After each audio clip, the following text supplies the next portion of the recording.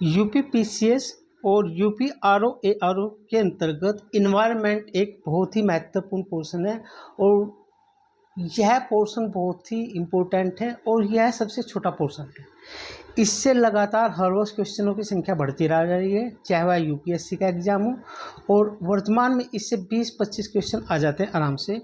और इनका संदर्भ कहीं ना कहीं एक वर्ष का घटनाक्रम ही होता है। जो इन्वायरमेंट के क्वेश्चन बनते हैं उसका जो संदर्भ होता है उसको एग्ज़ाम में पूछने का जो उस वर्ष का मतलब होता है कि वो कहीं ना कहीं न्यूज़ में रहा है। चाहे तो कोई कोप सम्मेलन हुआ है, यूएनओ ने कोई इनिशिएटिव लिया है पर्यावरण से संबंधित। जैसे जैसे ग्लोबल वार्मिंग बढ़ती जा रही है तो पर्यावरण का महत्व बढ़ता जा रहा है। जागरूकता के लिए इसको टेस्ट किया जाता है कि बच्चे में क्या वो क्षमता है या नहीं, वो पढ़ पाता है या नहीं, जानता है नहीं अपने आसपास के घटनाक्रम को। चाहे जैव विविधता में से कोई संबंधित नया स्थल घोषित किया गया हो, राष्ट्रीय अंतर्राष्ट्रीय स्तर पर कोई रामसर साइट घोषित की गई है, या कोई परियोजना शुरू की गई है, या किसी वर्ष को पर्यावरण या जैव विविधता के लिहाज से उसको यूएनओ ने घोषित किया गया है, दशक घोषित किया गया है, दिवस है, कोई स्थल है अगर जैव विविधता से संबंधित या पर्यावरण के संरक्षण से संबंधित, और वो कहीं ना कहीं न्यूज़ में रहा है, उसमें चाहे कोई आपदा आई हो या कोई पहल शुरू की गई है या कोई रिपोर्ट आई है, तो वे सारे पोर्शन पर्यावरण के अंतर्गत आते हैं। कोई रिपोर्ट जारी करता है उसे कौन संस्था जारी करती है, तो हर वर्ष ये क्वेश्चन पूछे जाते हैं। और इस क्लास से पर्यावरण की आपको 10 से 15 क्वेश्चन आराम से देखने को मिलेंगे, क्योंकि इसमें एक वर्ष का करंट लिया गया है और यह करंट बहुत ही इम्पोर्टेंट है और पर्यावरण के लिहाज से आज की क्लास बहुत ही इम्पोर्टेंट है। तो यहाँ से अपनी क्लास शुरू करते हैं और इसमें देखते हैं कि क्या क्या मुख्य बातें हैं अपनी क्लास के अंतर्गत। और ये क्लास बहुत ही इम्पोर्टेंट है आपकी। आप इसकी पीडीएफ जाके टेलीग्राम चैनल से डाउनलोड कर सकते हैं और उसका लिंक वीडियो के डिस्क्रिप्शन में मिल जाएगा आपको टेलीग्राम चैनल का। तो भारत की द्विवार्षिक पारदर्शिता रिपोर्ट, जिसको बीटीआर बोलते हैं, ये हाल ही में जारी की भारत सरकार ने। बीटीआर यानी कि ये पारदर्शिता रिपोर्ट है और यह पेरिस जो जलवायु समझौता हुआ था उसके तहत भारत की यह पहली बीटीआर रिपोर्ट है। और ये कितने वर्ष पे आए वो हो जाती है जारी, 2 वर्ष पे। तो पीसीएस में इसी तरह से क्वेश्चन बनते हैं। बीटीआर क्या है, कब वार्षिक जारी की जाती है या 2 वर्ष में, किसके तहत जारी की जाती है तो पेरिस जलवायु समझौते के तहत जारी की जाती है। भारत ने इस बीटीआर रिपोर्ट में ग्रीन हाउस गैसों का उत्सर्जन, क्षेत्रवार उसका भारत का यानी कि योगदान क्या रहा है, समन के प्रभाव यानी कि उसके प्रयास, नवीनीकरण ऊर्जा में भारत ने क्या प्रगति किया, इन सभी का विवरण इस रिपोर्ट में दिया गया है। और यह जो रिपोर्ट है दिसंबर 2024 में जारी की गई और ये इसके आंकड़े हैं जो 2020 के लिए है, यानी कि रिपोर्ट भले 2024 में जारी की गई, आंकड़ों का संदर्भ 2020 है। तो 2020 में भारत के उत्सर्जन के कुछ आंकड़े हैं, देखते हैं क्या क्या है।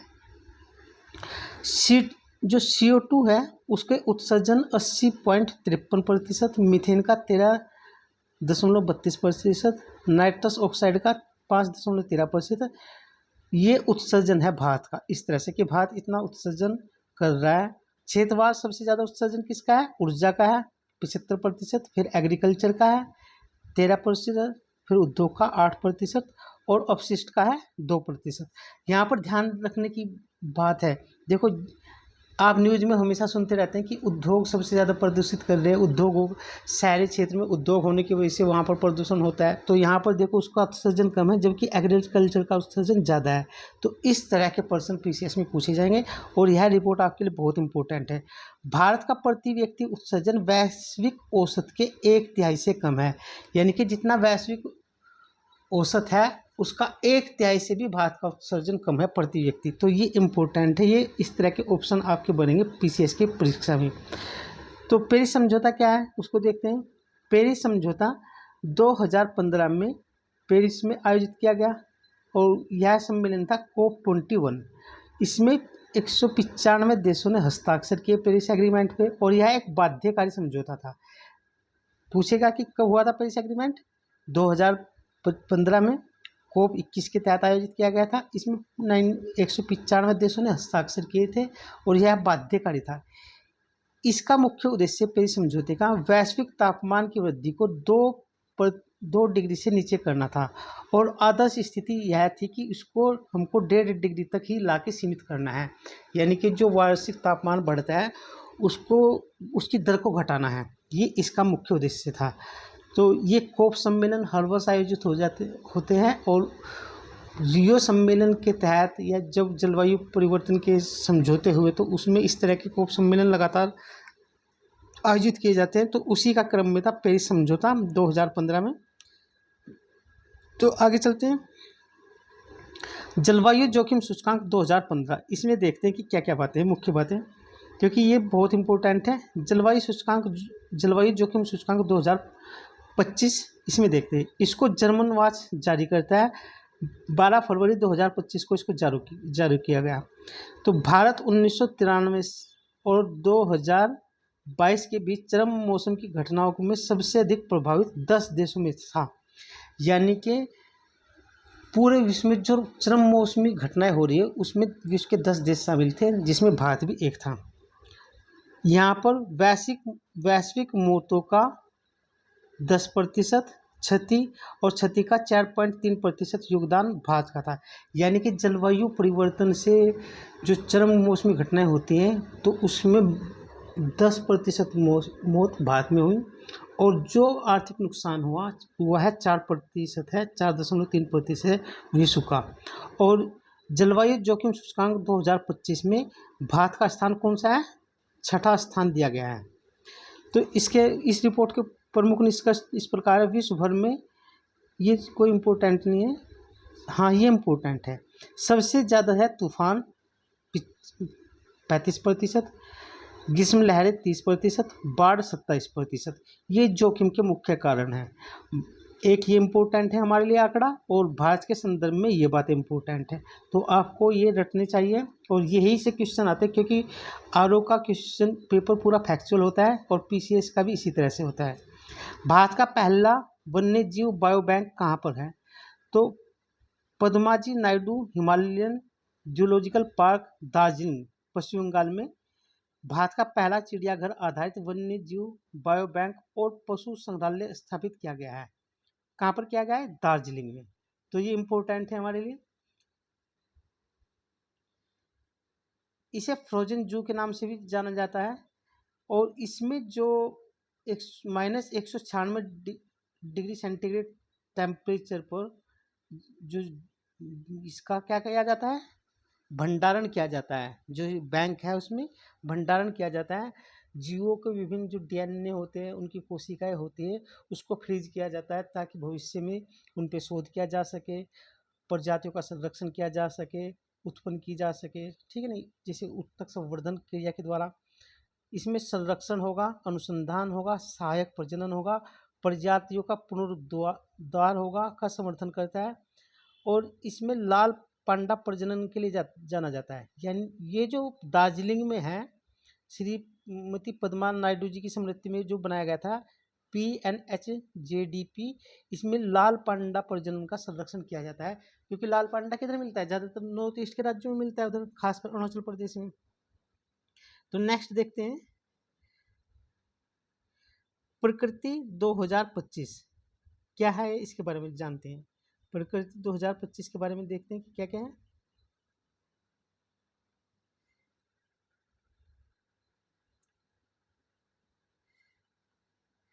इसमें कहा गया है, कार्बन बाजार पर अंतर्राष्ट्रीय सम्मेलन 24 जनवरी 2025 को नई दिल्ली में आयोजित किया गया, और इसका क्या नाम रखा गया?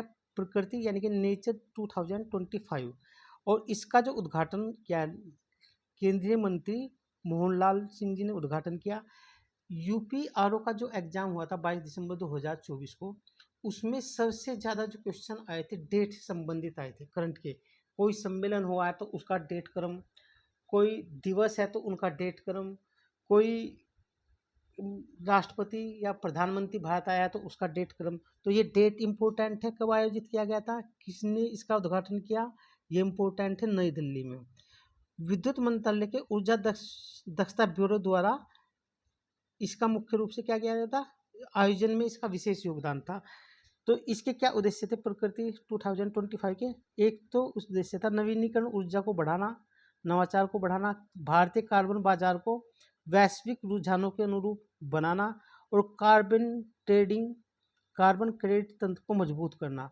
आप जानते हैं रियो सम्मेलन के द्वारा ही कार्बन बाजार की अवधारणा आई थी।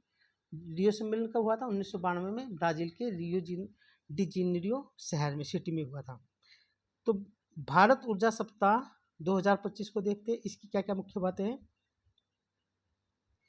यह आयोजन 11 से 14 फरवरी के बीच यशोभूमि नई दिल्ली में आयोजित किया गया और इसका जो आयोजन है वह भारतीय पेट्रोलियम उद्योग महासंघ द्वारा किया गया है।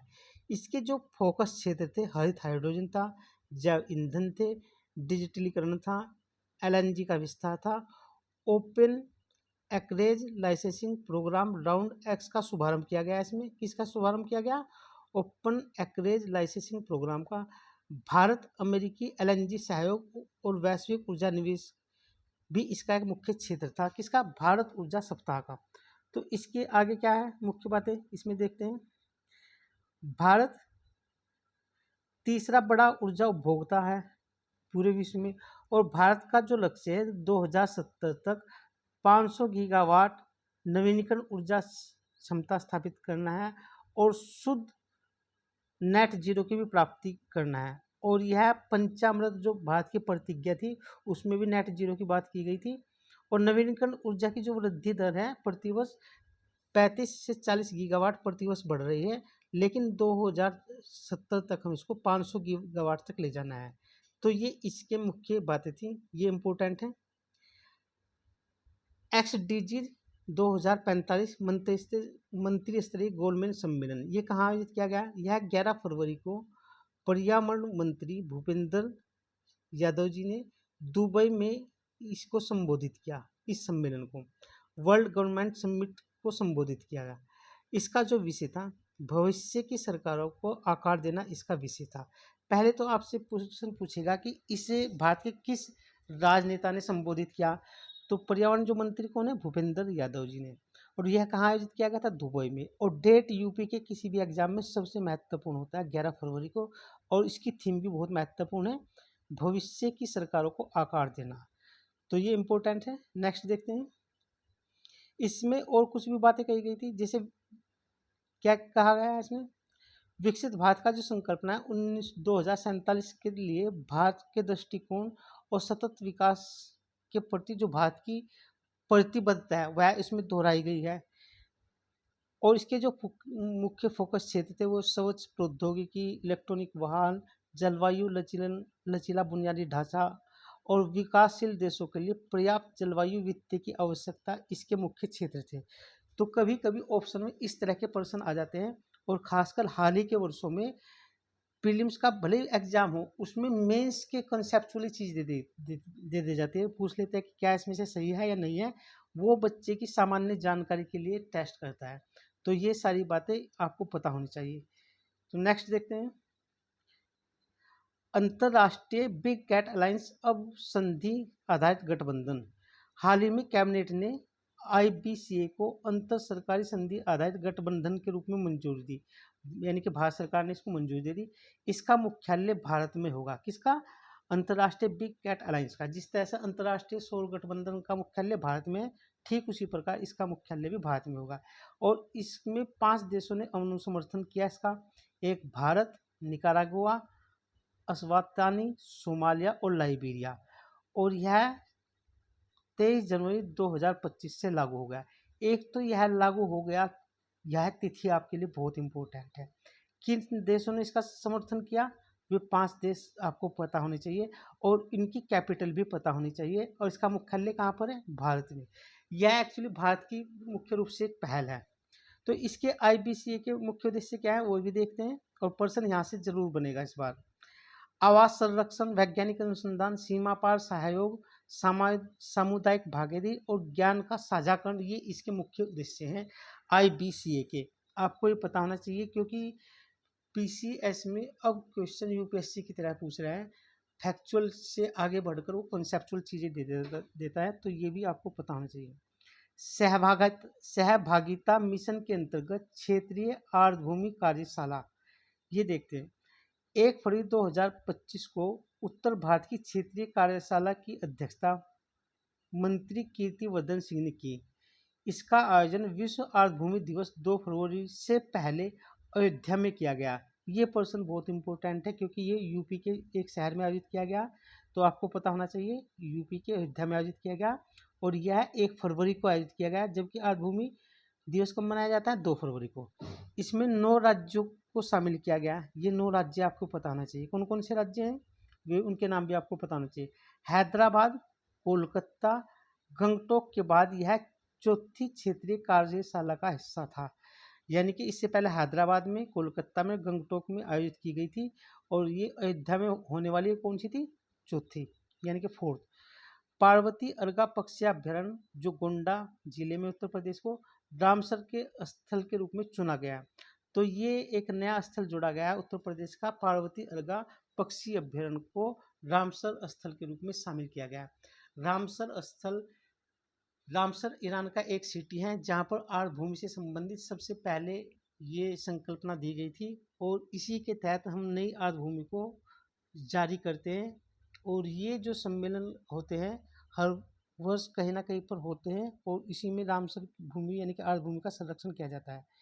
तो आगे देखते हैं इसमें और क्या क्या है मुख्य बातें। सहभागिता सहभागिता मिशन 2022 ये लॉन्च किया गया था। कब सहभागिता मिशन को लॉन्च किया गया था? 2022 को पर्यावरण मंत्रालय ने। यह समग्र समाज के दृष्टिकोण पर आधारित है और इसका मुख्य उद्देश्य आर्द्र भूमियों का क्या करना है? संरक्षण करना है। और तो ये इम्पोर्टेंट था। आगे देखते हैं। भारत ने परमाणु ऊर्जा मिशन की घोषणा की। भारत के परमाणु ऊर्जा मिशन की घोषणा के संदर्भ में देखते हैं, बहुत इंपॉर्टेंट है। तो क्या घोषणा की है? वित्त मंत्री निर्मला सीतारमण ने 1 फरवरी 2025 को एक नए विकसित भारत के लिए परमाणु ऊर्जा मिशन के निर्माण की घोषणा की। इसमें जो रिएक्टर होंगे वे हमारे लघु होंगे। कैसे होंगे? लघु मीडियम आकार के होंगे वे। और अनुसंधान और विकास के लिए 20,000 करोड़ रुपए आवंटित किए गए। भारत का जो लक्ष्य है 2033 तक 5 ऑपरेशनल ये लघु मॉडल रिएक्टर को स्थापित करना है और 2047 तक कितने स्थापित करनी है अपनी ऊर्जा? 100 गीगावाट ऊर्जा परमाणु ऊर्जा से ही हमें प्राप्त करनी है। जबकि अभी इसकी जो क्षमता है वो बहुत लगभग 5 से 6,000 के बीच में है परमाणु की, मगर उसको बढ़ा के 2047 तक कितना करना लक्ष्य? 100 गीगावाट। और 2033 तक भारत के लघु रिएक्टर कितने होने चाहिए ऑपरेशनल? 5 होने चाहिए। और यह रिएक्टर जो स्थापित होंगे कहाँ कहाँ पर होंगे उनको भी देख लेते हैं। 6 राज्यों में 10 रिएक्टर निर्माणाधीन है। प्रमुख जो परियोजना चल रही है इस समय, जैसे कोवाडा आंध्र प्रदेश में अमेरिका के सहयोग से है। इसमें 6 रिएक्टर 1208 मेगावाट का एक रिएक्टर होगा और 2030 तक 100 गीगावाट। अच्छा, ये भारत के जो लक्ष्य हैं उनको बता रहा है नवीनीकरण ऊर्जा के। 2030 तक भारत ने 100 गीगावाट कैसी नवीनीकरण ऊर्जा या गैर जीवाश्म ईंधन से प्राप्त होने वाली ऊर्जा कितनी होनी चाहिए 2030 तक? 500 गीगावाट। और नेट शून्य कब प्राप्त करना है भारत को? 2070 तक। तो नेक्स्ट देखते हैं। भारत 100 गीगावाट सौर ऊर्जा क्षमता तक पहुंचा। यानी कि भारत ने सौर ऊर्जा है उसको 100 गीगावाट तक उसने टारगेट प्राप्त कर लिया। 31 जनवरी 2025 तक भारत ने 100.33 गीगावाट की स्थापित सौर ऊर्जा क्षमता हासिल कर ली। ये इंपॉर्टेंट है हमारे लिए 100 गीगावाट। जबकि लक्ष्य कितना है 2030 तक? 500 गीगावाट का। कैसी नवीनीकरण ऊर्जा कितनी होनी चाहिए? 500 गीगावाट होनी चाहिए 2033 तक, जिनमें से 100 गीगावाट तो केवल सौर ऊर्जा ही है। सौर ऊर्जा के बाद अभी बहुत सारी जैव ईंधन ऊर्जा, पवन ऊर्जा, भूतापीय ऊर्जा वे भी बची है। तो ये हमें नवीनीकरण ऊर्जा का 2030 तक 500 गीगावाट करना है और नेट जीरो कब करना है? 2070 तक। और 31 जनवरी 2025 तक कितनी हो गई थी हमारी सौर ऊर्जा? 100 गीगावाट। तो ये आंकड़े आपको पता होने चाहिए। नेक्स्ट देखते हैं। सौर ऊर्जा में जो राज्य इंपॉर्टेंट है वो देखते हैं। एक राजस्थान, गुजरात, तमिलनाडु, महाराष्ट्र, मध्य प्रदेश, ये क्रम से शीर्ष राज्य हैं सौर ऊर्जा के लिए। आपको मालूम है कि एक योजना चलाई थी भारत सरकार ने, पीएम सूर्य योजना, यानी पीएम सूर्य घर। ये एक योजना थी जिसमें मुफ्त बिजली योजना थी एक तरह से। इसे फरवरी 2024 में लॉन्च किया गया था।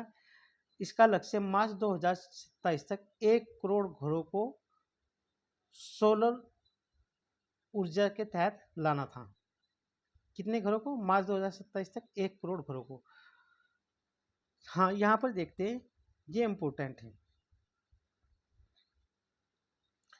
4 नए रामसर स्थल घोषित किए गए। 2 फरवरी 2025 को विश्व आर्द्रभूमि दिवस, क्योंकि 2 फरवरी को क्या मनाया जाता है? विश्व आर्द्रभूमि दिवस मनाया जाता है। इसमें विश्व आर्द्रभूमि दिवस के अवसर पर से पहले भारत में 4 आर्द्रभूमि स्थलों को रामसर कन्वेंशन के साथ घोषित किया गया। तो वे कौन कौन से, उनको देखेंगे। और इन चारों को घोषित करने के बाद अब भारत में रामसर स्थलों की संख्या कितनी होगी? 89 हो गई। तो आपको मालूम होना चाहिए, ईरान का एक शहर है रामसर, वहाँ पर ही विश्व में सबसे पहले आर्द्रभूमियों के संरक्षण के लिए एक सम्मेलन आयोजित किया गया था। उसी सिटी के नाम पर इन स्थलों की जो सूची है, रामसर साइट सूची बोलते हैं। और यह 1971 में आयोजित की गई थी। 1975 में यह रामसर संधि लागू हुई। भारत ने 1 फरवरी 1982 में इसको अपनाया। तो आपके लिए ये भारत ने कब अपनाया, कब ये सम्मेलन आयोजित हुआ? 1971 में हुआ। और रामसर संधि कब लागू हुई? 1975 में। ये इम्पोर्टेंट है आपके लिए। तो देखते हैं वे कौन कौन से नए स्थल हैं। अब भारत में कितने स्थल हो गए रामसर के? 89। तो उनको देखते हैं कौन कौन से 89। 89 ये याद रखना है। सक्कारा कोट्टई तमिलनाडु का एक प्रवासी पक्षी का एक महत्वपूर्ण केंद्र है। थेरथंगल तमिलनाडु में है, यह तटीय पक्षी अभ्यारण्य है।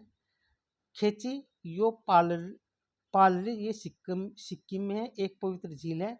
सिक्किम का यह पहला स्थल है जो रामसर स्थल घोषित किया गया।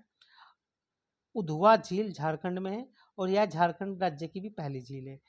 पूरे भारत में सबसे जो अधिक रामसर स्थल है वह तमिलनाडु में है। और तमिलनाडु में अब रामसर स्थलों की संख्या बढ़कर कितनी हो गई? 20 हो गई। पूरे भारत में सबसे ज़्यादा है, जबकि भारत में कुल कितने हैं? 89।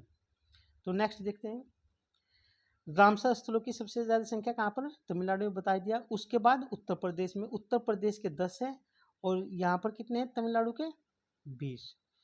भारत के 89 रामसर स्थल है। विश्व में तीसरे स्थान पर है। यूनाइटेड किंगडम में सबसे ज़्यादा रामसर स्थल है, कितने? 176। उसके बाद मैक्सिको में 144, और भारत में 89। भारत में एशिया में सबसे बड़ा रामसर स्थल का देश है, क्योंकि इसमें सबसे ज़्यादा रामसर स्थल है।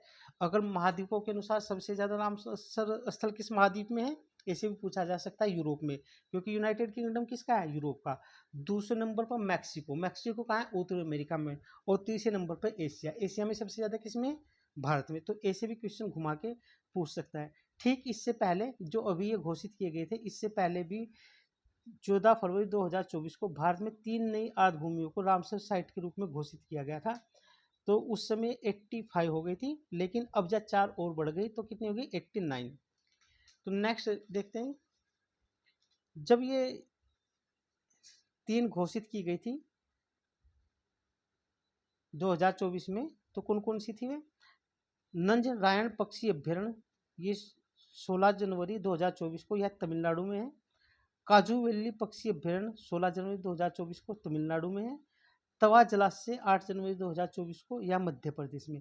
तो ये आपसे मिलान करने के लिए पूछ सकता है। 3 ये और जो 4 ये नए, ये सारे के सारे स्थल ही आते हैं जो उस वर्ष कहीं ना कहीं किस में रहे हो? न्यूज में। तो आपको इनके नाम जरूर पता होना चाहिए, राज्य पता होना चाहिए, और ये क्या है, रामसर साइट है क्या, ये पता होना चाहिए। परीक्षा में इस बार ये चाहे तो ये रामसर साइट के स्थल के रूप में पूछे, मिलान करने के लिए पूछे, या ये अभ्यारण्य ही दे देगा कि ये तवा जलाशय कहाँ पर है? मध्य प्रदेश में। तो ये आपको पता होना चाहिए। नेक्स्ट देखते हैं, विश्व की जो प्रवासी प्रजातियों की स्थिति की रिपोर्ट 2024 जारी की गई। यह 12 फरवरी 2024 को वन्य जीवों की प्रवासी प्रजातियों के संरक्षण पर कन्वेंशन ने दुनिया की प्रवासी प्रजातियों की पहली स्थिति रिपोर्ट जारी की। तो ये बहुत इंपॉर्टेंट है। किसने जारी की है? कन्वेंशन ने, प्रवासी प्रजातियों का जो संरक्षण पर कन्वेंशन है उसके तहत जारी की गई है। इसमें क्या कहा गया? जनसंख्या में गिरावट हो रही है। सूचीबद्ध जो प्रवासी प्रजातियों में से लगभग आधे यानी कि 44% की जनसंख्या क्या हो गई? घट गई है। ये इंपॉर्टेंट है, कितने की घट गई? 44% की। तो इनके लिए विलुप्त होने का खतरा हो रहा है, संरक्षण का अभाव है, ये इसके कारण है। पहचाने गए कौन कौन से कारण है, किस कारणों से इनकी संख्या घट रही है। एक तो सबसे मानव द्वारा इनका अतिदोहन किया जा रहा है, इनके आवास का विखंडन किया जा रहा है, जलवायु परिवर्तन, प्रदूषण और आक्रामक प्रजातियां, ये इम्पोर्टेंट है। कवरेज का अभाव है, यानी कि जिनको भी संरक्षण दिया जाता है वो पूरी तरह से नहीं दिया जाता, अधूरा संरक्षण किया जाता है, ये भी एक मुख्य कारण है इनके घटने का। तो ये ऑप्शन में आपसे ABCD करके पूछ सकता है, ये आपको पता होना चाहिए। नेक्स्ट देखते हैं COP29, ये इम्पोर्टेंट है, इस बार ये क्वेश्चन बन सकता है। UNFCCC के पक्षकारों का 29वां सम्मेलन, जिसको COP29 भी बोलते हैं, 11 से 24 नवंबर 2024 को अजरबैजान की राजधानी बाकू में, यानी कि अजरबैजान के एक शहर बाकू में आयोजित किया गया। इसके मुख्य बिंदु क्या हैं? नया सामूहिक परिमाणित लक्ष्य बताया गया इसमें, जिसके तहत 2035 तक विकासशील देशों के लिए जलवायु वित्त की जो पोषण को 3 गुना बढ़ाकर $300 बिलियन तक कर लेना प्रतिवर्ष प्रतिबद्धता जताई गई। यानी कि अभी जो $100 बिलियन प्रतिवर्ष हो रहा है जलवायु संरक्षण के लिए विकासशील देशों को जो देना पड़ता है विकसित देशों के द्वारा, उसको 2035 तक बढ़ाकर कितना करना, $300 बिलियन प्रतिवर्ष करना है। इसमें सार्वजनिक और निजी क्षेत्र दोनों मिलाकर हैं। पेरिस समझौते के तहत कार्बन बाजार जो तंत्र है उसको देखते हैं, तो किस अनुच्छेद के तहत ये जो कार्बन ट्रेडिंग होता है, कौन कौन से अनुच्छेद हैं। एक तो आर्टिकल 6.2, इसके तहत कार्बन क्रेडिट के व्यापार के लिए देशों के बीच द्विपक्षीय समझौते किए जाते हैं। और आर्टिकल 6.4 के लिए केंद्रीकृत कार्बन उत्सर्जन ऑफसेट और व्यापार प्रणाली की स्थापना की गई। ये इम्पोर्टेंट है, आपको पता होना चाहिए और ये पूछे जा सकते हैं, क्योंकि कार्बन ट्रेडिंग UPPCS में लगातार क्वेश्चन आता है यहाँ से, तो इसके बारे में आपको पता होना चाहिए। द्विवार्षिक पारदर्शिता रिपोर्ट, जो भारत ने पहली रिपोर्ट जारी की थी हाल ही में, बिटियान 13 देशों ने उन्नत पारदर्शिता ढांचे के अंतर्गत BTR प्रस्तुत किया, भारत ने भी अपना कर दिया। टुगेदर फॉर ट्रांसपेरेंसी अभियान, ये क्या है? यह UNFCCC ने जलवायु कार्रवाई में जवाबदेहिता को बढ़ाने के लिए 42 कार्यक्रम आयोजित किए गए, यानी कि इसके तहत ये जो है ना, क्या है, टुगेदर फॉर ट्रांसपेरेंसी, इसके तहत 42 कार्यक्रम आयोजित किए जा रहे हैं पारदर्शिता बढ़ाने के लिए। जलवायु में जो कोई देश जलवायु परिवर्तन से संबंधित कोई भी इनिशिएटिव ले रहा है तो उसमें उसकी जवाबदेहिता तय करने के लिए ऐसे 42 कार्यक्रम शुरू किए गए हैं। अपशिष्ट क्षेत्र में मीथेन उत्सर्जन को कम करने पर लक्षित घोषणा का 30 से अधिक देशों ने समर्थन किया, लेकिन भारत ने इसका अभी तक भी समर्थन नहीं किया। ये इम्पोर्टेंट है, और ये COP29 में सारी घटनाक्रम हो रहा है। बाकू अनुकूलन रोड मैप भी जारी किया गया है। जलवायु लचीलेपन के लिए राष्ट्रीय अनुकूलन योजनाओं को बढ़ाने के लिए एक रूपरेखा तैयार की गई। इसमें आपसे पूछा जाएगा बाकू अनुकूलन रोड मैप क्या है, यानी कि जलवायु लचीलेपन को और बढ़ाने के लिए राष्ट्रीय अनुकूलन योजनाएं को बढ़ाया गया है। इसके तहत किसानों के लिए बाकू हार्मोनिया जलवायु पहल शुरू की गई है, और यह पहल किसने शुरू की? जो कृषि संगठन है, अंतर्राष्ट्रीय कृषि संगठन, उसने शुरू की। 1 और REDD+, ये क्या है? ब्रिटेन ने 2030 तक REDD+ पारदर्शिता बढ़ाने और वनों की कटाई को रोकने के लिए 3 मिलियन पाउंड देने का संकल्प दोहराया है। इस सम्मेलन में, बाकू में जो सम्मेलन हुआ उसमें भारत का रुख क्या है? भारत ने विकासशील देशों को जलवायु चुनौतियों से निपटने के लिए जो पैसे दिए जा रहे हैं उसकी अपर्याप्तता का हवाला देकर इसको अस्वीकार किया है, क्योंकि भारत का रुख यह है कि वह अधिक विकासशील देशों को धन दिया जाए विकसित देशों के द्वारा, क्योंकि विकसित देशों ने पहले से ही पर्यावरण को नुकसान पहुंचाया है। ऐसा विकासशील देशों का मानना है कि सबसे ज़्यादा योगदान जलवायु परिवर्तन के संदर्भ में योजनाओं में विकसित देशों को उठाना चाहिए, और विकासशील देश अभी प्रगति की पहली सीढ़ी पर ही है। लीड IT समिट 2024, यह आयोजन COP29 के अवसर पर यूरोपीय संघ के प्रतिनिधि मंडल कार्यालय में आयोजित किया गया। जिसमें उद्योग परिवर्तन के लिए नेतृत्व समूह यानी कि लीडरशिप आईटी समूह के 5 वर्ष पूरे हो जाने का जश्न मनाया गया है। भारत के पर्यावरण राज्य मंत्री कीर्तिवर्धन सिंह और स्वीडन के जलवायु मंत्री रोमिना पूर्वमोख्तारी की सह अध्यक्षता में इसका आयोजन किया गया इस समिट का। पहली 5 वर्षीय रिपोर्ट लॉन्च की गई इसमें, जिसमें 2050 तक सौर ऊर्जा अपनाने में 20 गुना वृद्धि पर जोर दिया गया है। यानी कि ये इम्पोर्टेंट है। ये समिट कैसी थी? यह भी जलवायु परिवर्तन से संबंधित थी, खासकर नवीनीकरण ऊर्जा से संबंधित। ये इम्पोर्टेंट है।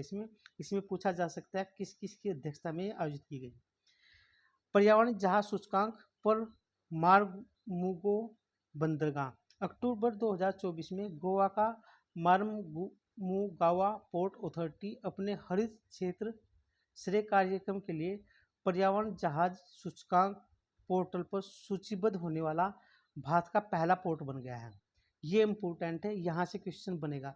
पूछा जा सकता है मार्मुगावा बंदरगाह कहाँ पर है? गोवा में। आपको पता है भारत में 200 से अधिक लघु बंदरगाह हैं, जबकि प्रमुख बंदरगाह 13 हैं। कुछ पश्चिमी तट पर है, कुछ किधर है? पूर्वी तट पर। मार्मुगाओ बंदरगाह ईएसआई के माध्यम से ग्रीन सी प्रोत्साहन शुरू करने वाला भारत का पहला बंदरगाह है। तो इम्पोर्टेंट है। संयुक्त राष्ट्र जैव विविधता COP16 का रोम में समापन फरवरी 2025 में। अच्छा, इसको देखते क्या है। पिछले वर्ष कोलंबिया के कैली में प्रारंभिक सत्र के निलंबन के बाद रोम में COP16 का दूसरा विस्तारित सत्र संपन्न हुआ। यानी कि ये पिछले वर्ष कोलंबिया के कैली में आयोजित होना था, लेकिन इसका निलंबन कर दिया गया। उसके बाद COP16 कहाँ पर आयोजित किया गया? रोम में। और रोम कहाँ पर है? इटली में। 25 फरवरी 2025 को सम्मेलन के दौरान रोम के कैली फंड का शुभारंभ किया गया। यानी कि कैली फंड के बारे में पूछ सकता है पीसीएस में, क्योंकि पीसीएस में जो पर्सन बनते हैं वे बहुत अटपटे होते हैं। तो पूछ लिएगा कैली फंड क्या है, इसकी अवधारणा कहाँ से शुरू हुई है, किससे संबंधित है।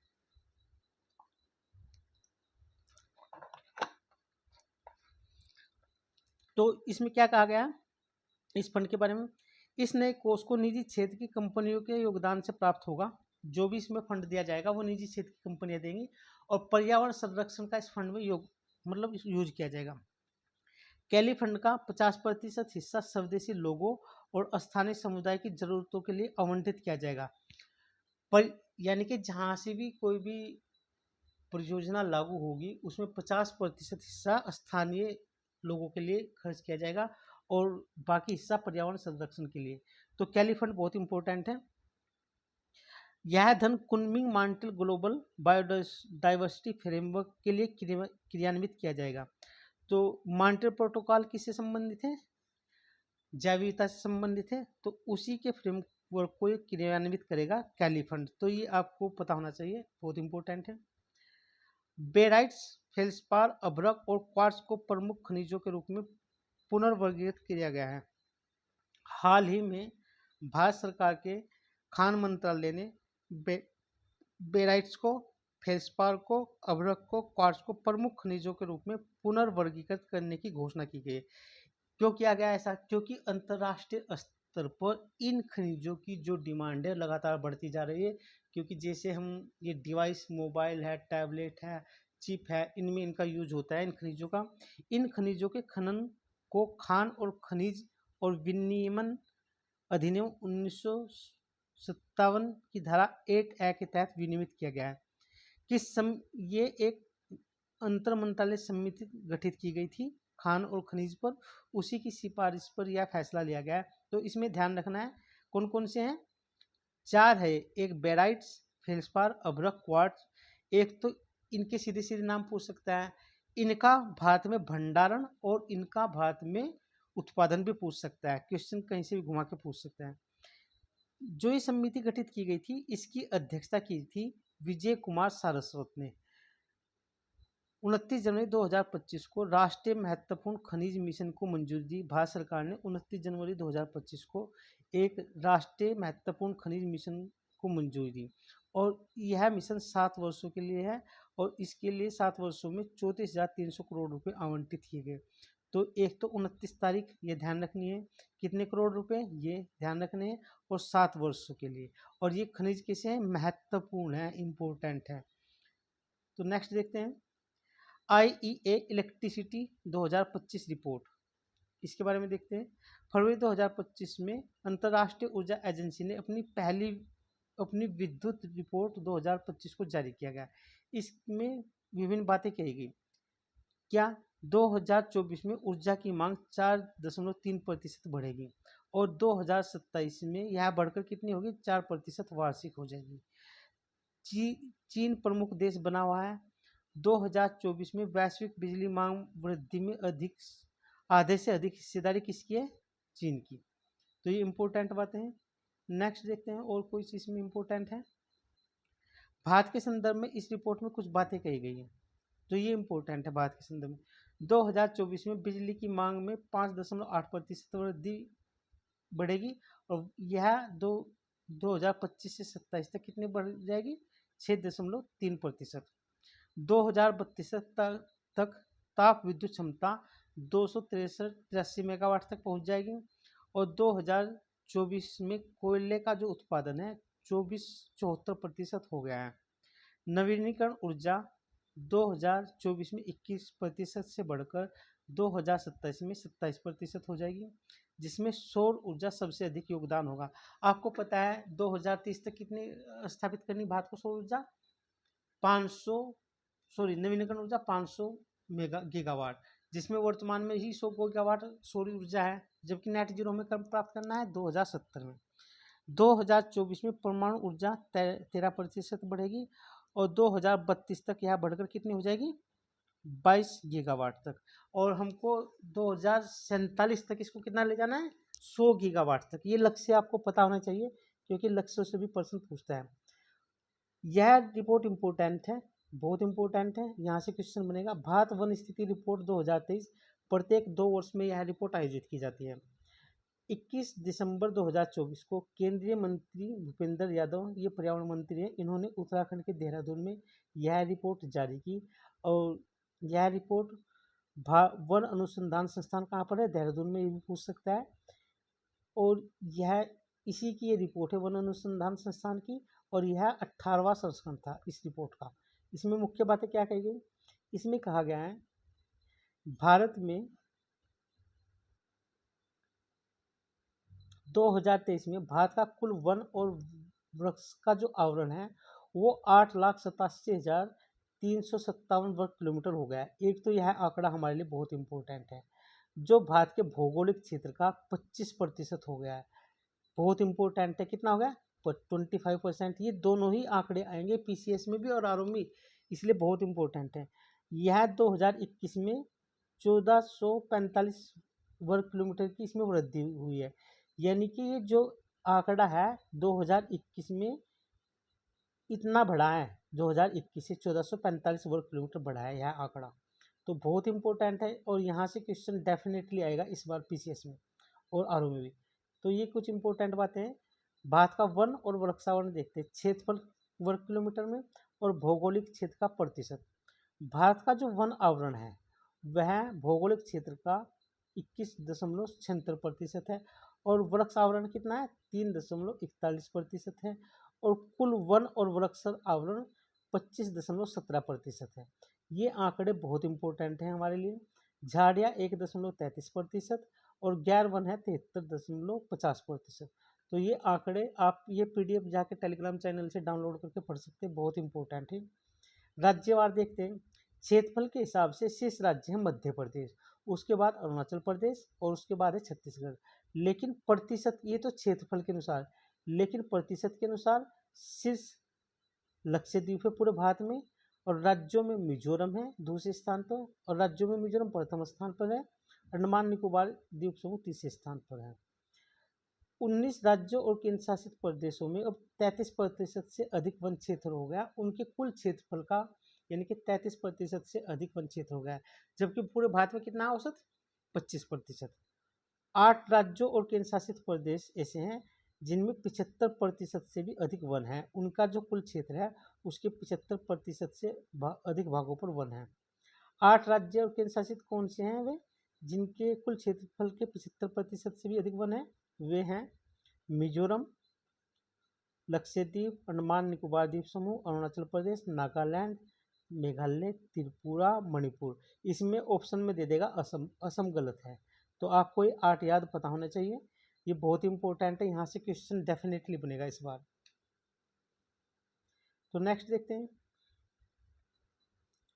हाँ, मैंग्रोव का जो आवरण है वह 4,991.68 वर्ग किलोमीटर है और यह क्षेत्रफल भारत के कुल क्षेत्रफल का कितना है 0.15%। 2021 की तुलना में इसमें 7.83 वर्ग किलोमीटर की कमी आई है, यानी कि घटा है, बढ़ा नहीं है।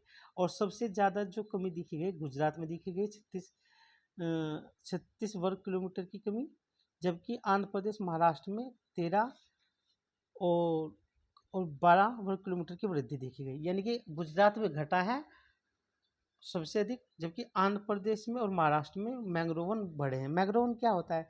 यह एक तटीय वनस्पति होती है, जलीय, और यह तटों की रक्षा करती है, जल का शोधन करती है और यह जैव विविधता का महत्वपूर्ण केंद्र है। और मैंग्रोव वन तूफानों से, चक्रवातों से भारतीय तटों की रक्षा करती है। और कभी कभी पूछा जाता है मैंग्रोव वन के नुकसान, जल की लवणता कम करती है, ये इसके, और जैविक औषधियों का भी काम करती है, इसके विभिन्न उपयोग हैं। छत्तीसगढ़ में वन पारिस्थितिकी तंत्र को हरित सकल घरेलू उत्पाद से जोड़ा गया है। छत्तीसगढ़ में किससे जुड़ा गया? ग्रीन जीडीपी से। और ऐसा काम करने वाला यह भारत का पहला राज्य बन गया है, तो इम्पोर्टेंट है। ऐसा इसलिए किया गया है कि पर्यावरण में संतुलन और आर्थिक विकास को टिकाऊ बनाया जा सके, उनमें संतुलित स्थापित किया जा सके। तो ग्रीन जीडीपी क्या होती है, इसको देखते हैं क्या होती है। ग्रीन जीडीपी का मतलब है जो एनडीपी होती है, नेशनल डोमेस्टिक प्रोडक्ट है ना, माइनस प्राकृतिक संसाधनों का ह्रास प्लस पारिस्थितिकी तंत्र का जो क्षरण होता है। यानी कि जब हम विकास कार्य करते हैं तो उसमें कुछ ना कुछ तो प्राकृतिक संसाधनों का हानि होती होगी ना, तो उसी को घटाकर जीडीपी कहा गया है। यानी कि मेन जीडीपी से अलग है या जीडीपी की अवधारणा। भारत में भू जल का प्रदूषण के बारे में रिपोर्ट आई है। केंद्रीय भूजल बोर्ड की 1 जनवरी 2025 को एक रिपोर्ट जारी की गई है, जिसके अनुसार 2023 तक भारत के 440 जिलों में भूजल से अत्यधिक नाइट्रेट पाया गया है। यानी कि कितने जिले ऐसे? 440 जिले जिसमें अत्यधिक नाइट्रेट मौजूद है। जबकि यह 2017 में ऐसी जिलों की संख्या कितनी थी? 359, और वो बढ़कर कितनी हो गई? 440। इसका मुख्य कारण क्या है? एक तो हम अति दोहन कर रहे हैं जल का, ठीक है, उसमें जो हमारा वाटर है उसमें केमिकल कंपोजिशन गड़बड़ा जाता है, उसकी वजह से भी होता है। 56% जिलों में नाइट्रोजन की सुरक्षा सीमा 45 मिलीग्राम प्रति लीटर से बहुत अधिक है। ऐसे कितने जिले? 56%। क्षेत्रीय हॉटस्पॉट कौन कौन से हैं? यहाँ पर देखेंगे कौन कौन से एरिया है इसमें, यानी कि प्रदूषित जल के संदर्भ में। उच्च नाइट्रेट वाले जिले राजस्थान, कर्नाटक, तमिलनाडु। यूरेनियम प्रदूषण वाले हैं, यानी कि यूरेनियम से जिसकी वजह से पानी में बहुत ज़्यादा यूरेनियम की मात्रा बढ़ गई, पंजाब, राजस्थान, हरियाणा, गुजरात, ये मुख्य हैं। तेलंगाना, आंध्र प्रदेश, कर्नाटक और हरियाणा में फ्लोराइड की मात्रा अधिक है। तो आपसे ये प्रश्न पूछ सकता है कि कौन से राज्य में सबसे ज़्यादा नाइट्रेट पाया जाता है? वह है राजस्थान, मतलब जल में। और यूरेनियम सबसे ज़्यादा किस जल में पाया जाता है? किसके? पंजाब के। और फ्लोराइड सबसे ज़्यादा तेलंगाना के। इस तरह से आपको ये याद रखना है, बहुत इंपॉर्टेंट है और इस बार यहाँ से क्वेश्चन बनेगा।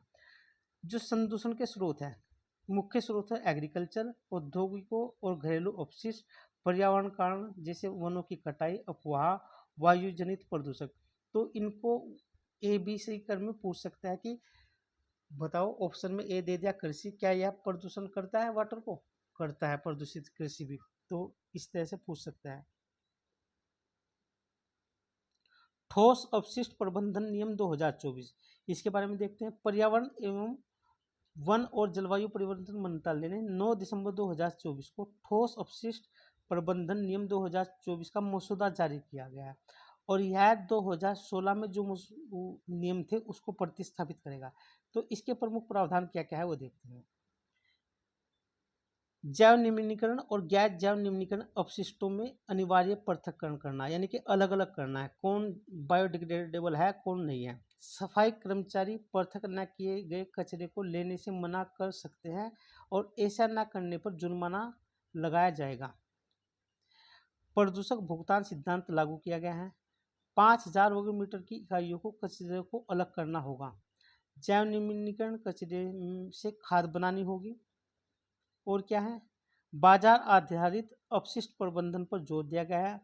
अपशिष्टों से ऊर्जा और उनका पुनर्चक्रण करके उनको उत्पाद में परिवर्तन करने से चक्रीय अर्थव्यवस्था को बढ़ावा देना यह इसके मुख्य उद्देश्य हैं।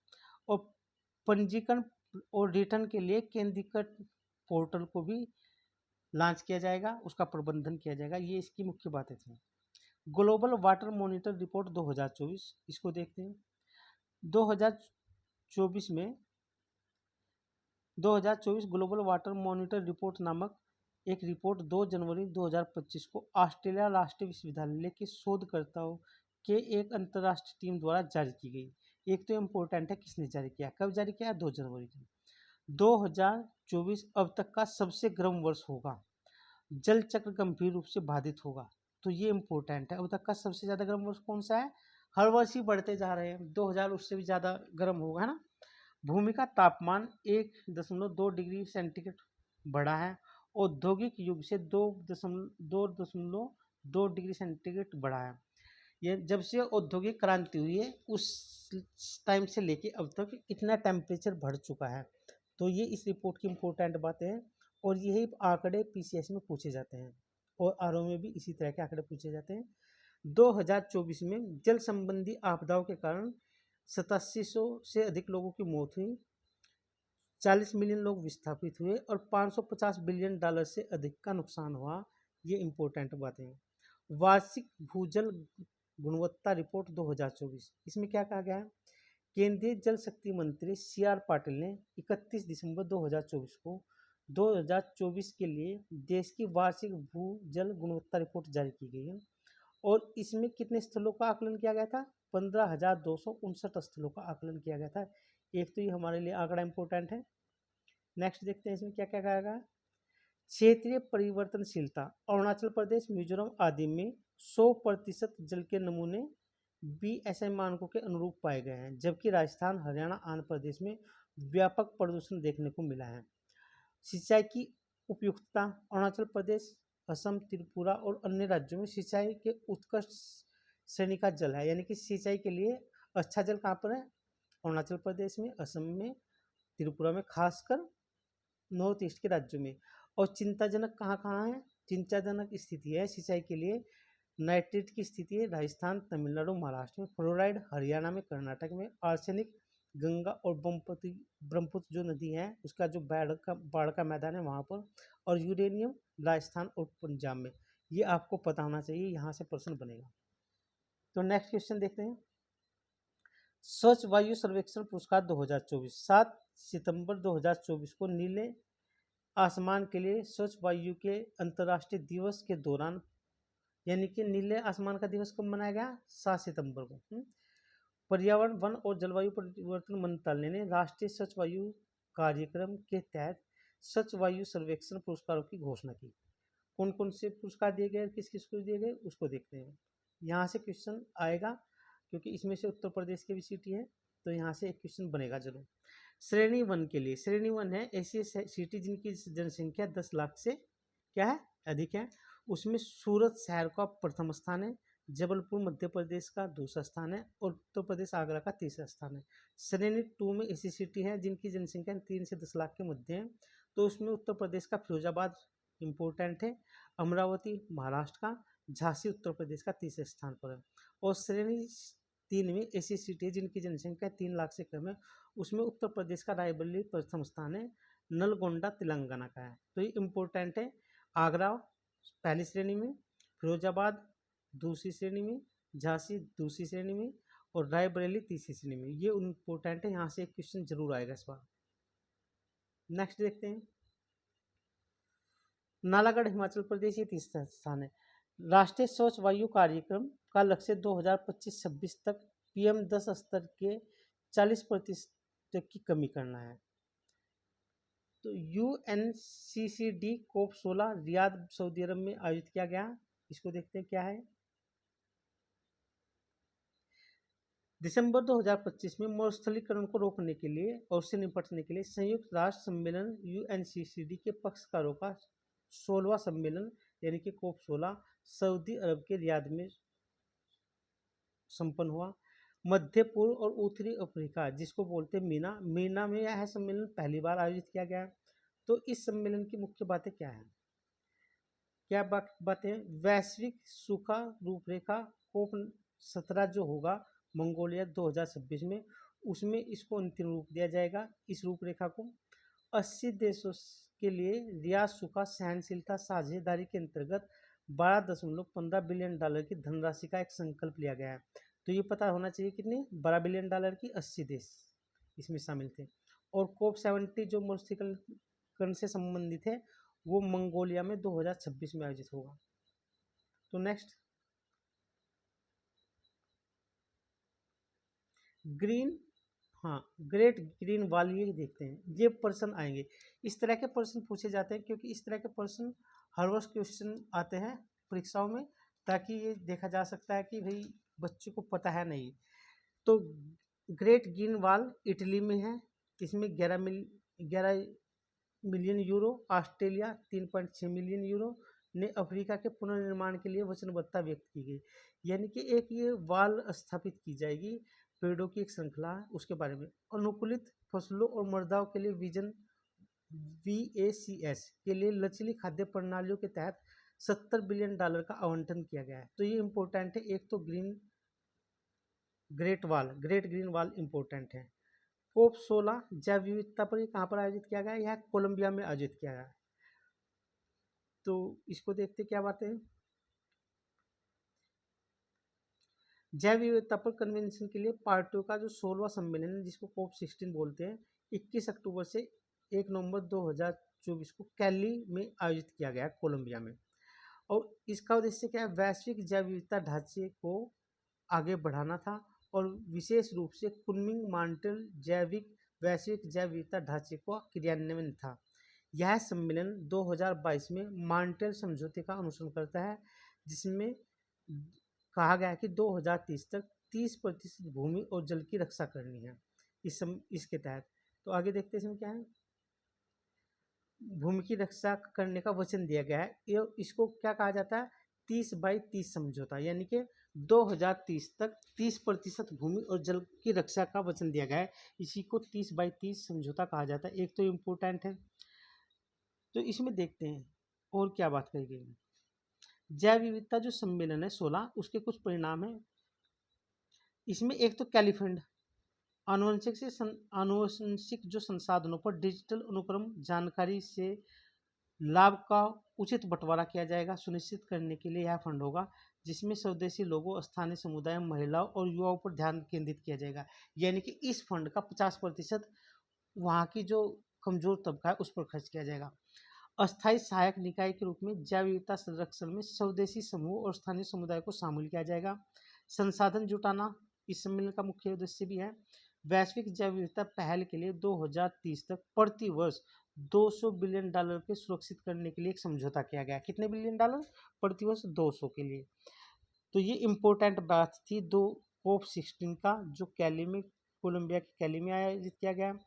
आप जानते हैं कि जैव विविधता सम्मेलन 1992 में रियो सम्मेलन के दौरान इसकी अवधारणा आई सबसे पहले 1992 में, और उस पर पहला एक सम्मेलन हुआ कार्टेजना प्रोटोकॉल जो 2000 में लागू किया गया।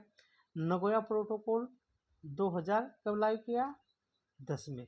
तो ये आपको पता होना चाहिए। नगोया प्रोटोकॉल 2010 में, कार्टेजना प्रोटोकॉल सन 2000 में।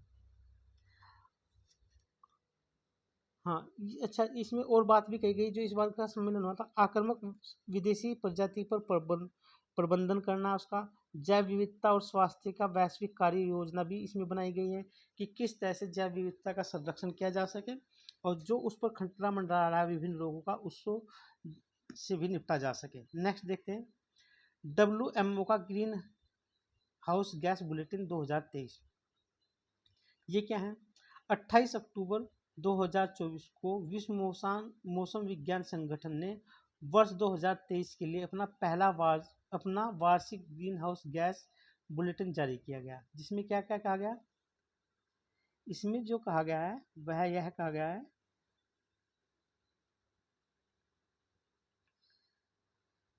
हाँ, रिकॉर्ड ग्रीन हाउस गैस आंदोलन वार्षिक वृद्धि 2022 से 23 के बीच 2.3 ppm हुई है, जो लगातार 12वां वर्ष है।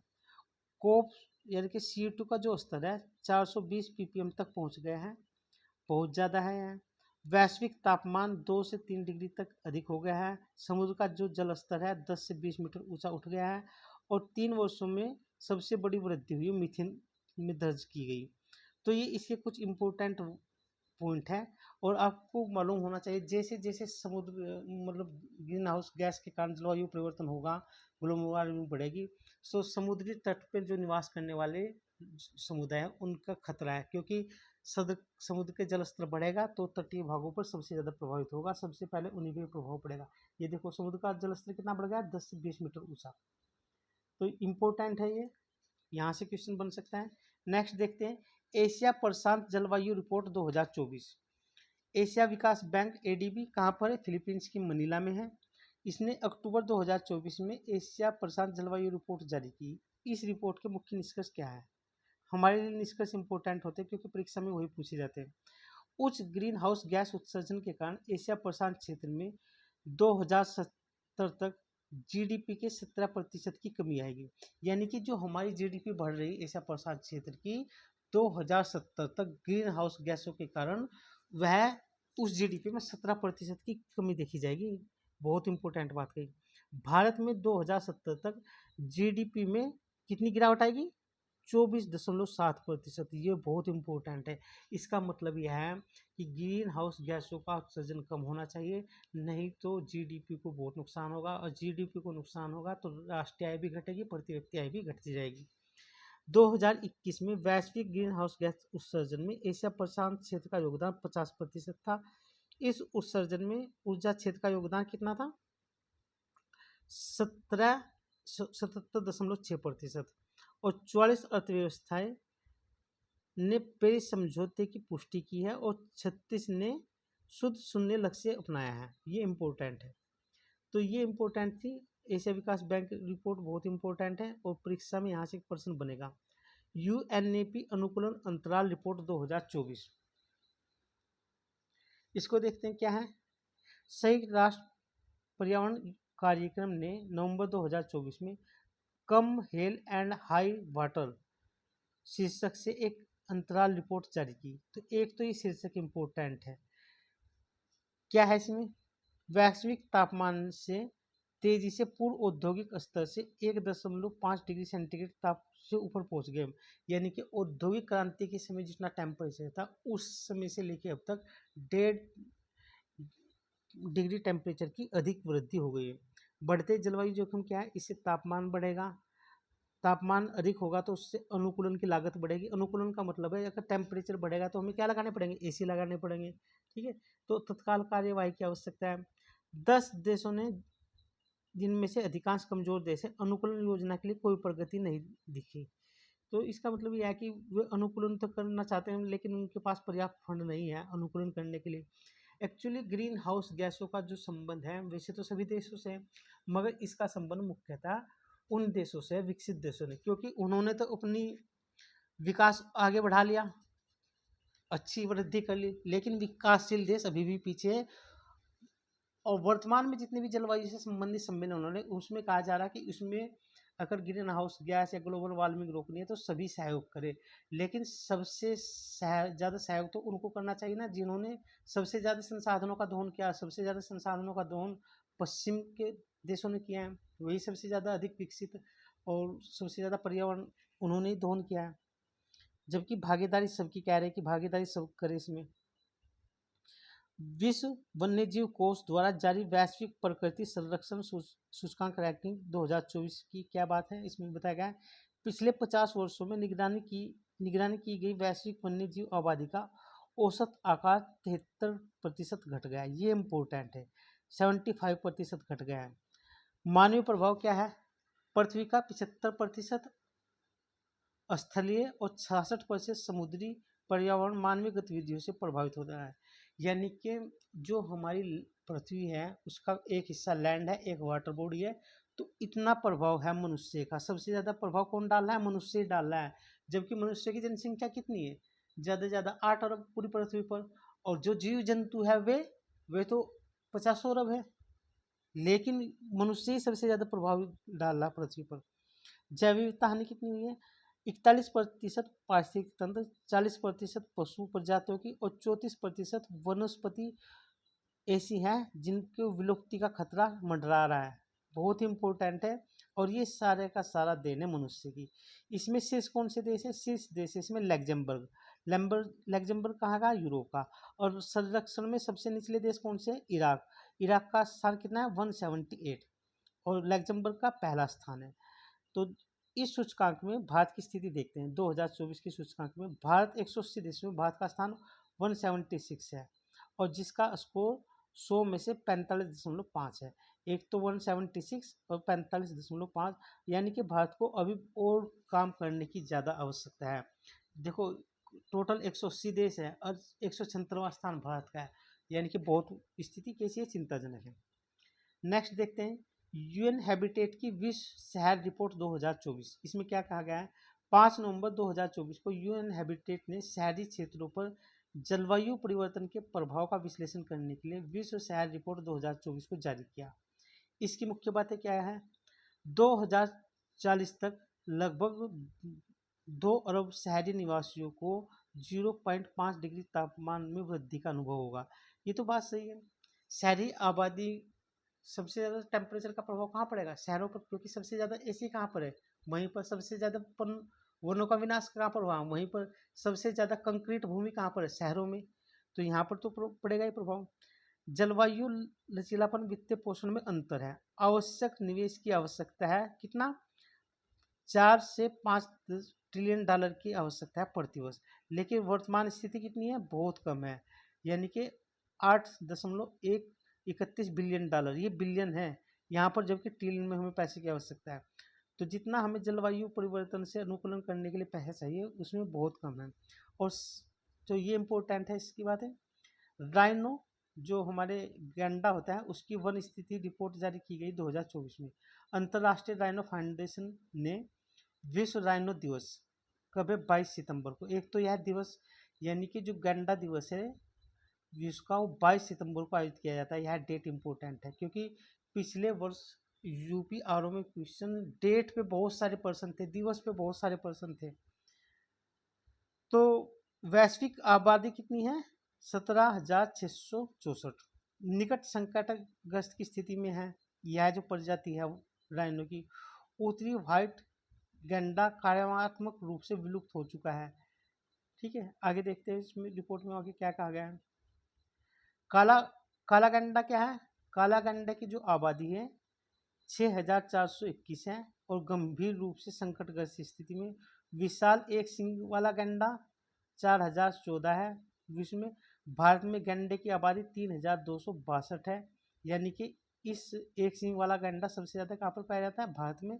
और इसकी स्थिति कैसी है? असुरक्षित श्रेणी IUCN की में। जावन गैंडा यह 50 है और गंभीर रूप से संकटग्रस्त स्थिति में है यह।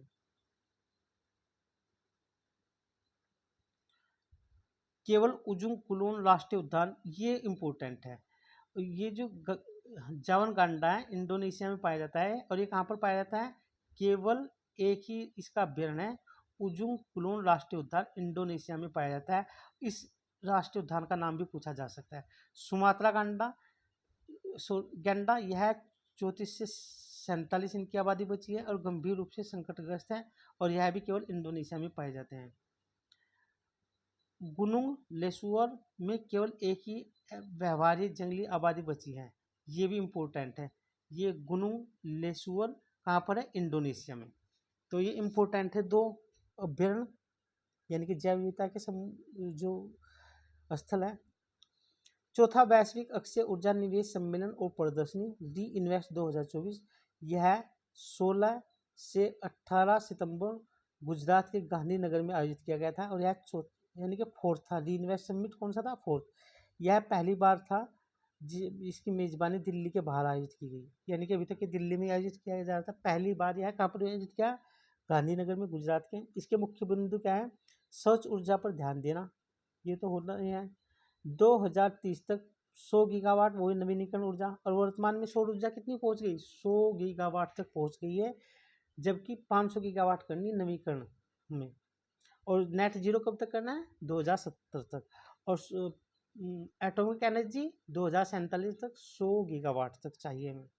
लक्ष्य हासिल करने के लिए 30 लाख करोड़ रुपए निवेश की आवश्यकता है, यानी कि हमें इतना अगर गीगावाट चाहिए 2030 तक, तो हमें इतना पैसा चाहिए उसके लिए। डी इन्वेस्ट 2024 का जो विषय था, मिशन 2025 500 गीगावाट, और कब तक लाना है, 2030 तक। तो ये इम्पोर्टेंट है, ये सम्मेलन भी इम्पोर्टेंट है, और यह इसकी थीम भी इम्पोर्टेंट है, बहुत इम्पोर्टेंट है ये, क्योंकि यहाँ से क्वेश्चन बनने की पूरी संभावना है। नेक्स्ट देखते हैं।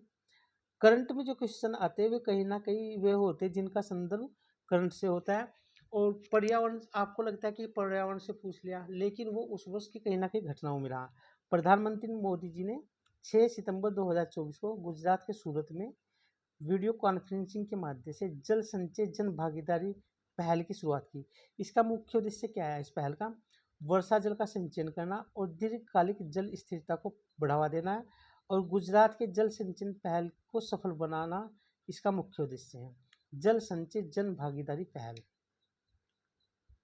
और इसमें क्या है कि इतनी संरचनाओं का 24,800 संरचनाओं का निर्माण किया जाएगा, और सामुदायिक आधारित यह कार्यक्रम है, यानी कि जैसे तालाब है, अंडर वाटर ग्राउंड है, इस तरह के बनाए जाएंगे ताकि वर्षा जल को संचित किया जा सके, संरक्षण किया जा सके।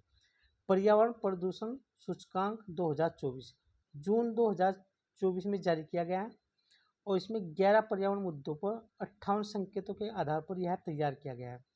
इसको तैयार करने में Yale centre for environmental law and policy, earth institute Columbia द्वारा यह प्रकाशित किया गया। इसमें शीर्ष देश कौन से हैं, इसमें शीर्ष देश हमेशा की तरह यूरोप के देश ही हैं, ये सारे के सारे देश यूरोप के ही हैं। एस्टोनिया इसमें पहला स्थान है, एस्टोनिया का। भारत की स्थिति क्या देखते हैं, भारत की स्थिति है 180 देशों में भारत का स्थान 176 है, और स्कोर कितना है इसका, 27.6, यानी कि भारत की स्थिति बहुत अच्छी नहीं है। पर्यावरण प्रदूषण सूचकांक पर केवल म्यांमार, लाओस, पाकिस्तान और वियतनाम से ऊपर रैंक करता है, यानी कि 180 देशों में भारत की स्थान इतनी है, तो यानी कि चिंताजनक है, ठीक है। और भारत वायु गुणवत्ता में 177वें स्थान पर रहा है, और 2025 तक अनुमानित उत्सर्जन पर कितना था, 2000, हाँ, भारत वायु गुणवत्ता में 177वें स्थान पर है, और 2025 तक अनुमानित उत्सर्जन में 172वें स्थान पर, यानी कि अनुमान है 172वें स्थान पर होगा। तो कुल मिला के भारत की स्थिति अच्छी नहीं है। संयुक्त राष्ट्र सतत विकास रिपोर्ट 2024, इसके बारे में देखते हैं क्या है, और ये बहुत इम्पोर्टेंट है। सतत विकास समाधान नेटवर्क ने 17 जून 2024 को 9वीं सतत विकास लक्ष्य रिपोर्ट 2024 जारी की गई। इसमें क्या कहा गया है, वर्ष 2030 तक केवल 16 SDG लक्ष्य ही प्राप्त किए जा सकते हैं, 16%। 84% लक्ष्यों में सीमित या विपरीत प्रगति देखी गई। जो हमें 17 SDG लक्ष्य हैं, उनमें 2030 तक केवल 16% लक्ष्य हासिल किए जा सकते हैं, जो वर्तमान की प्रगति है उसके अनुसार। 2020 के बाद वैश्विक SDG प्रगति स्थिर हो गई है, यानी कि जब से कोविड पीरियड आया उसके बाद SDG में ज़्यादा वृद्धि नहीं देखी गई है। विशेष रूप से SDG 2 यानी कि शून्य भूखमरी, SDG 11 शहरी टिकाऊ शहरी विकास, SDG 14 पानी के नीचे जीवन यानी कि समुद्री जीवन, SDG 15 भूमि पर जीवन, SDG 16 शांति, न्याय और मजबूत संस्था के मामले में स्थिति कैसी बनी है, वैश्विक संदर्भ में स्थिर बनी है। और ये आपको पता होने चाहिए, यही SDG पूछे जाते हैं, तो इसलिए ध्यान रखना। SDG पूछते हैं ना हर वर्ष परीक्षा में, तो ये SDG 2 कौन सा है, भूखमरी से संबंधित, यानी कि यहाँ पर SDG यही परीक्षा में मिलान करने के लिए आएंगे जो रखे हैं। तो नेक्स्ट देखते हैं। सतत विकास लक्ष्यों की प्राप्ति में फिनलैंड विश्व में सर्वोच्च स्थान पर पहला रैंक है। आगे देखते हैं। भारत का प्रदर्शन, भारत का जो प्रदर्शन है 167 देशों में भारत का स्थान 109वां है और इसका स्कोर है 64। 30% सतत लक्ष्य की प्राप्ति पटरी पर है, यानी कि भारत जो एसडीजी की प्रगति कर रहा है, ऐसे लक्ष्य कितने हैं 30% है जिनमें भारत की अच्छी प्रगति हुई है।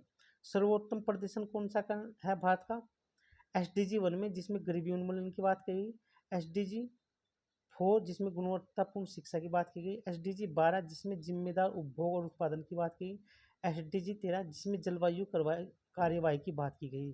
तो ये हमारे लिए मिलान करने के लिए आ सकते हैं, एक तरफ एसडीजी दे देगा, उस दूसरी तरफ इनकी थीम दे देगा कि किससे संबंधित है। तो बहुत इंपॉर्टेंट है, इनको अच्छी तरह से याद करना है।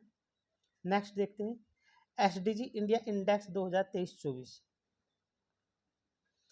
2024 में नीति आयोग ने नवीनतम एसडीजी लक्ष्य सूचकांक जारी किया, जिसमें भारत का राष्ट्रीय स्कोर 66 से बढ़कर 71 हो गया। 66 2020 से 21 में था और वर्तमान में कितना होगा 71 23 से 24 में। इसमें क्या, ये एसडीजी जो भारत नीति आयोग ने जारी किए, ये एसडीजी के लक्ष्य भी मिलान करने के लिए पूछ सकता है। लक्ष्य 1 गरीबी से संबंधित है, लक्ष्य 2 सभ्य कार्य और आर्थिक विकास से, लक्ष्य 3 जलवायु कार्यवाही से, लक्ष्य 15 यानी कि भूमि पर जो जीवन है से महत्वपूर्ण भारत ने प्रगति की है। जलवायु कार्यवाही में 54 से 67 और गरीबी उन्मूलन में 60 से 72 में सबसे अधिक वृद्धि की गई है। ये लक्ष्य इंपॉर्टेंट है, यानी कि पहले वाला और कौन सा 13 वाला, ये वाला इंपॉर्टेंट है, इसी के बारे में यहाँ पर बताया गया है। सबसे कम स्कोर करने वाला एसडीजी है लैंगिक समानता 5वां। तो ये इंपॉर्टेंट एसडीजी है, पूछेगा इस बार 100% पूछेगा, कम से कम 2 क्वेश्चन बनने चाहिए यहाँ पर।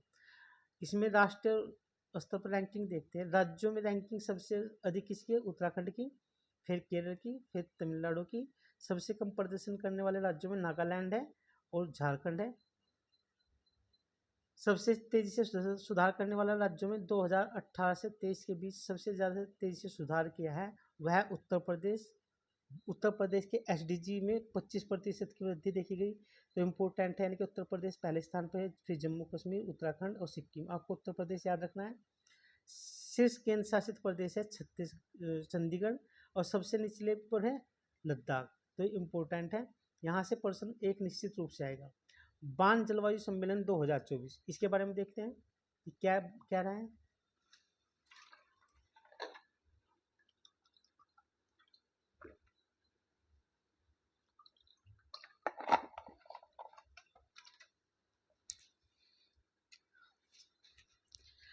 3 जून से 13 जून 2024 तक बान जलवायु सम्मेलन आयोजित किया गया। बान सिटी कहाँ पर है, जर्मनी में, पूछ सकता है।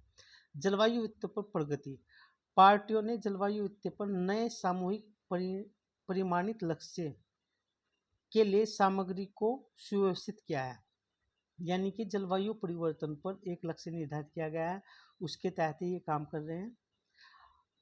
अंटार्कटिका संधि परामर्श बैठक, इसके बारे में देखते हैं। भारत ने 20 मई से 30 मई के बीच कोच्चि केरल में 46वीं अंटार्कटिका संधि परामर्श बैठक और 26वीं पर्यावरण संरक्षण समिति का सफलतापूर्वक मेजबानी की है। इसका जो विषय है वसुधैव कुटुंबकम, यानी कि एक पृथ्वी एक परिवार और एक भविष्य, ये इसका इम्पोर्टेंट है। विषय इम्पोर्टेंट है, डेट इम्पोर्टेंट है, स्थान इम्पोर्टेंट है और ये जो इनके क्रम है वो इम्पोर्टेंट है। इसका घटनाक्रम क्या है, किसने क्या किया है इसमें। केंद्रीय जो मंत्री किरण रिजिजू इस बैठक का उद्घाटन किया है। राजपूत पंकज सन को ATCM 46 का अध्यक्ष चुना गया है। भारत ने एक नए अंटार्कटिका अनुसंधान स्टेशन मैत्री 2 को योजना बनाई है, उसकी घोषणा भी कर दी है। पर्यावरण संरक्षण पर अंटार्कटिका जो संधि है 1959 में, मैड्रिड प्रोटोकॉल 1991 में इसकी पुनः पुष्टि की गई थी। तो इम्पोर्टेंट है क्योंकि ये पूछे जा सकते हैं। और पहली जैसे अंटार्कटिका पे भारत के जो अनुसंधान स्टेशन थे, एक मैत्री था, गंगोत्री था, इस तरह से ना, तो अब के मैत्री सेकंड की बात की गई। खाद्य अपशिष्ट सूचकांक रिपोर्ट 2024 27 मार्च 2024 को जारी की गई और यह रिपोर्ट किसने जारी की गई, संयुक्त राष्ट्र पर्यावरण कार्यक्रम और यूके आधारित एक NGO है WRAP द्वारा यह प्रकाशित की गई। 2022 में वैश्विक स्तर पर 1.05 बिलियन टन भोजन बर्बाद हुआ, यानी कि प्रति व्यक्ति 132 किलोग्राम भोजन को बर्बाद कर रहा है। यह बहुत चिंताजनक है, जहां आधी दुनिया की एक बड़ी आबादी भूखे पेट सोती है, लेकिन हम लोग क्या करते हैं, उस भोजन को बर्बाद कर देते हैं लापरवाही की वजह से। केवल 4 4G देशों ऑस्ट्रेलिया, जापान, यूके और यूएसए और यूरोपीय संघ के पास पर्याप्त खाद्य अपशिष्ट ट्रैकिंग सिस्टम है। यानी कि जो खाद्य अपशिष्ट होता है उसको ट्रैक करने की जो तकनीकी है वह 4 देशों के पास है, ऑस्ट्रेलिया, जापान, यूके और यूएसए तथा यूरोपीय संघ के पास। राज्य ऊर्जा दक्षता सूचकांक 2024, 1 मार्च 2024 को राज्य ऊर्जा दक्षता सूचकांक 2023 को ऊर्जा दक्षता ब्यूरो के 22वां स्थापना दिवस पर जारी किया गया। इसमें फ्रंट रनर यानी कि जिनका 60 से अधिक है वह 7 राज्य हैं। कर्नाटक, आंध्र प्रदेश दूसरा है, हरियाणा तीसरा है। अचीवर यानी कि 50 से लेके 59 के मध्य, उसमें 2 ही राज्य, एक असम है, उत्तर प्रदेश हमारे लिए इम्पोर्टेंट है, तो अचीवर श्रेणी में उत्तर प्रदेश है। प्रतियोगिता में 30 से लेके 49 तक, उसमें 3 राज्य हैं, गोवा, झारखंड, तमिलनाडु। और एस्पिरेंट्स में जिसका स्कोर 30 से कम है, महाराष्ट्र, हरियाणा सर्वाधिक सुधार करने वाले राज्य हैं। तो उत्तर प्रदेश किसमें है, अचीवर श्रेणी में, और उसके साथ कौन है, असम। हाँ, इसमें 21-22 की तुलना में 15 राज्यों में ने अपने स्कोर में सुधार किया, यानी कि सुधार की बात की गई। राजस्थान में स्कोर में पर्याप्त गिरावट देखी गई, जिसका मुख्य कारण है आंकड़ों में कमी देखी गई, जिसकी वजह से इसका स्कोर घट गया राजस्थान का। वन मैंग्रोव की स्थिति रिपोर्ट 2024। विश्व मैंग्रोव दिवस 26 जुलाई को मैंग्रोव दिवस आयोजित किया जाता है। तो ये पूछ सकता है, क्योंकि डेट सबसे ज़्यादा पूछ रहा है आजकल यूपीआरओ के एग्जाम में, तो ये पर्यावरण के लिहाज से डेट इम्पोर्टेंट है कि मैंग्रोव दिवस कब आयोजित किया जाता है, 26 जुलाई को। पर ग्लोबल मैंग्रोव अलायंस द्वारा विश्व मैंग्रोव स्थिति रिपोर्ट 2024 जारी की गई, जिसका आधार 2020 है।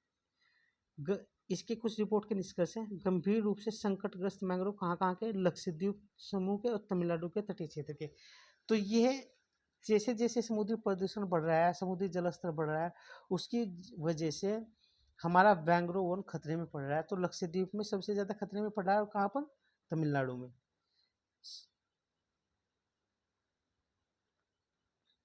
आगे फिर देखते हैं।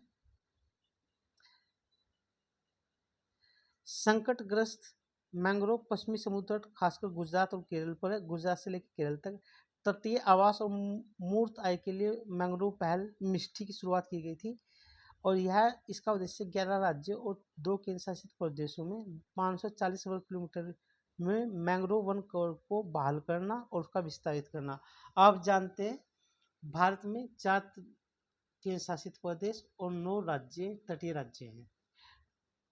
तो मिष्टी शुरुआत किससे है, मैंग्रोव वन को बढ़ाने के लिए यूनेस्को ने 11 नए बायोस्फीयर रिजर्व को घोषित किया। ये देखते हैं, और यह घोषणा कब की गई, यह घोषणा की गई 5 जुलाई 2024 को। यूनेस्को द्वारा 11 नए बायोस्फीयर रिजर्व को नामित किया गया है, जिनमें से 2 ट्रांस बाउंड्री रिजर्व है, यानी कि जिसकी बाउंड्री अधिक देशों तक फैली हुई है।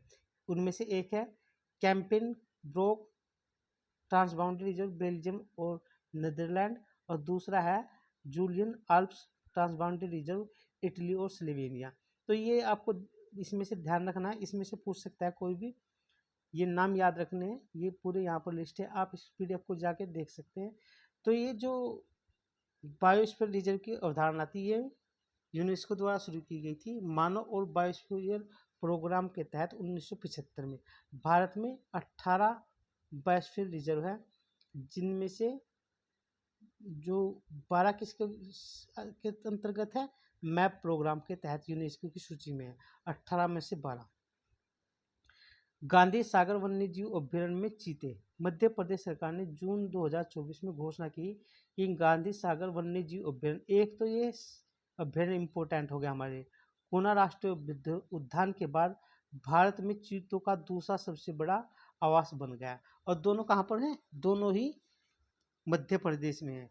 एक तो कोना राष्ट्रीय उद्यान सबसे अधिक चीते हैं यहाँ पर, उसके बाद गांधी सागर वन्यजीव अभ्यारण्य में दूसरा सबसे बड़ा आवास होगा चीतों का, तो इम्पोर्टेंट है।